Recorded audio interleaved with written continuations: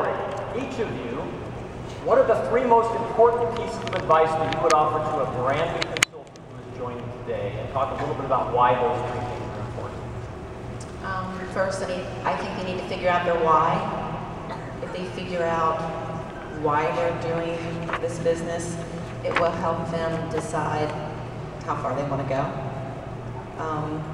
I think they need to set goals.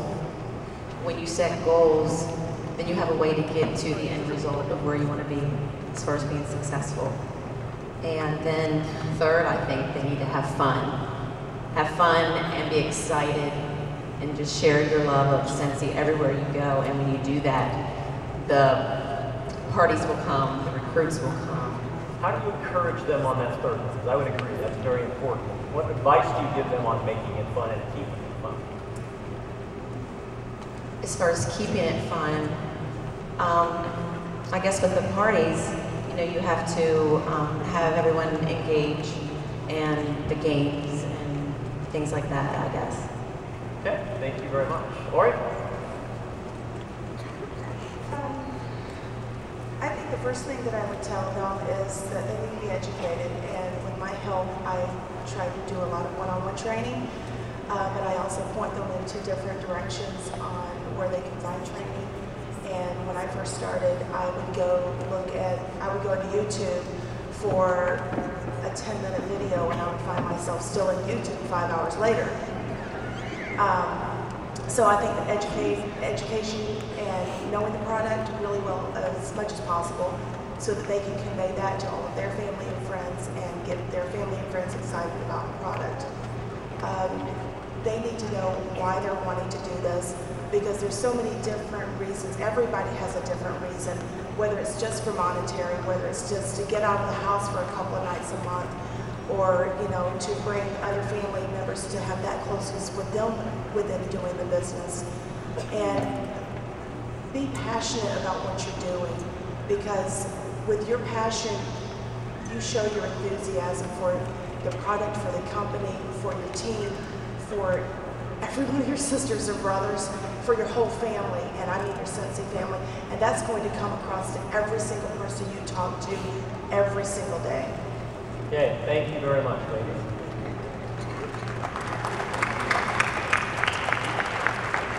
Let's go down to Jen and Becca for this question.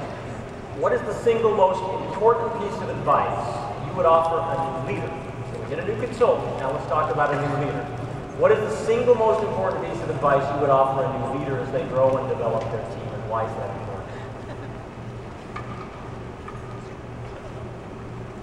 Listen to everything Becca Levi says.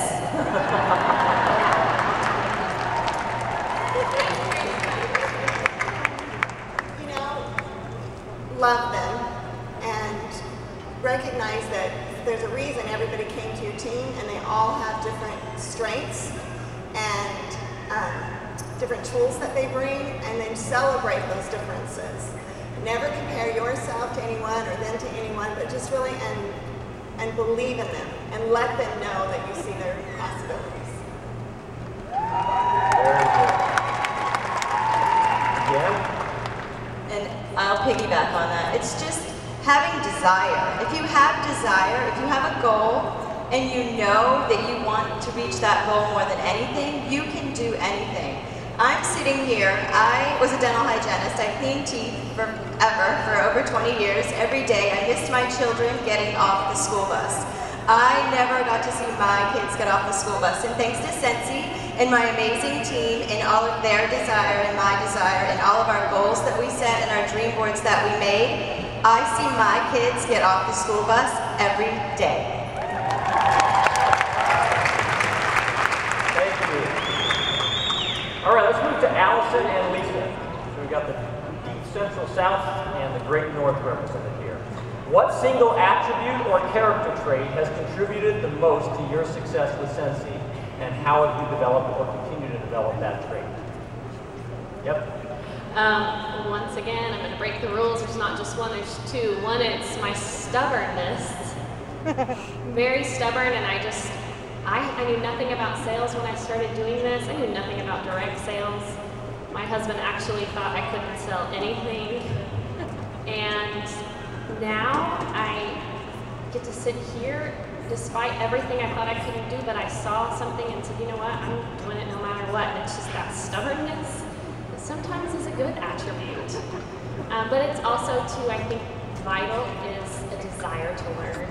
I think that coming here and learning from all these amazing people, the amazing presenters that presented yesterday, that I learned so much from, that you can learn so much from, just that desire to learn, I think is vital for your continued success. Thank you. Lisa? I would have to say that my strength is my determination, my go-getter attitude. I've set goals for myself, and I'm only in competition with myself to go after those goals and obtain them, whether it be reaching a title or a trip. I'm only holding myself back, so if I can go after it and get it, and it's just that's what keeps me going. Good. Thank you very much. Jacqueline. Yes. So within Scentsy, consultants choose to build their business in a lot of different ways. Some do fairs and shows, some focus on parties, some more person-to-person type selling, some online. What strategies have you chosen to focus your business development or business growth efforts around? And what advice would you give to a consultant who chooses to develop their business in a similar way?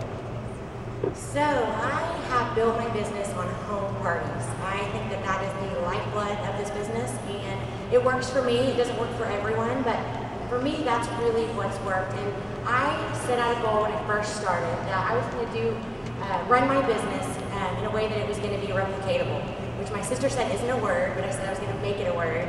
But I wanted to do everything that a new consultant could do and be where I'm at. So my big thing was basket parties, home parties, things that people can replicate very easily. And those are where my best recruits have come from.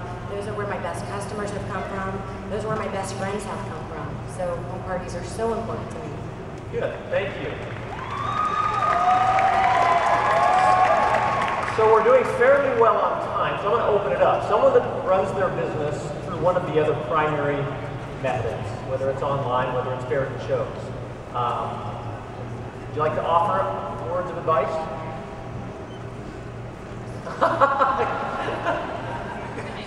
Probably shouldn't do that. No, I'm just kidding.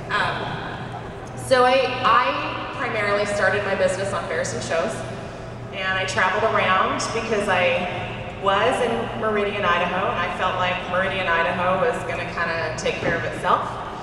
So I was going to go take Scentsy to the world, exactly, everywhere, anywhere that would have me, accept me, take me.